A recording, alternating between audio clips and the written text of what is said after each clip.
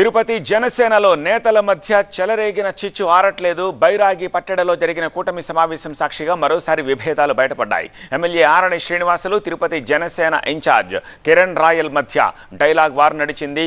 ఒకరిపై ఒకరు విమర్శలతో విరుచుకుపడ్డారు.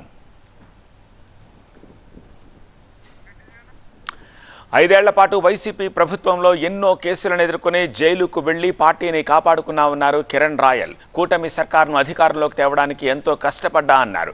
గత ప్రభుత్వంతో పోరాటం చేసిన వారిని పక్కన పెట్టారని ఆవేదన చెందారు. బంధువులంటూ ఇతర పార్టీల నుంచి వారిని ప్రోత్సహిస్తూ ప్రాధాన్యం ఇవ్వడంపై అభ్యంతరం వ్యక్తం చేశారు.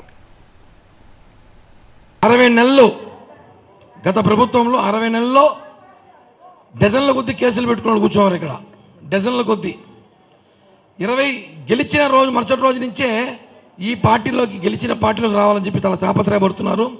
వాళ్ళు గుర్తించండి. మా చిన్నాయన కొడుకు అవుతాడు, మా పెదనాన్న కొడుకు అవుతాడు, మా మామ మా బామ్మర్ది బంధువు అవుతాడు అనేసి దయచేసి చేర్చుకోవాలి. ఆలోచన పక్కన పెట్టండి.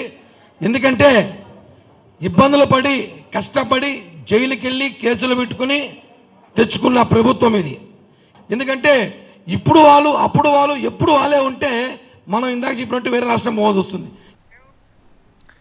కిరణ్ రాయల్ కమెంట్స్కు ధీటుగా బదిలిచ్చారు ఎమ్మెల్యే ఆరణి శ్రీనివాసులు. ఆచితూచి మాట్లాడాలని వార్నింగ్ ఇస్తూనే కేసులు ఎందుకు పెట్టారో, జైలుకి ఎందుకు వెళ్లారో ఆత్మ పరిశీలన చేసుకోవాలని సూచించారు.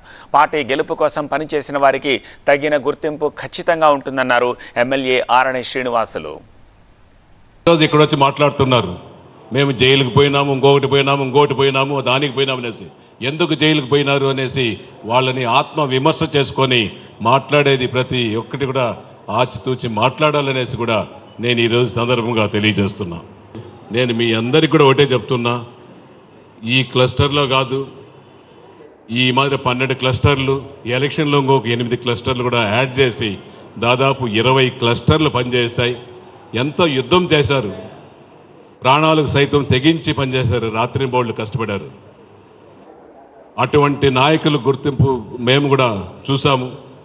ఒక్కొక్క డివిజన్లో ఒక్కొక్కరు ఎవరెవరు ఏమేమి చేశారనేది కూడా ప్రతి ఒక్కరికి కూడా మాకు తెలుసు. ఎంతమంది చేశారనేది కూడా మాకు తెలుసు. వాళ్ళని గుర్తుపెట్టుకుంటాం.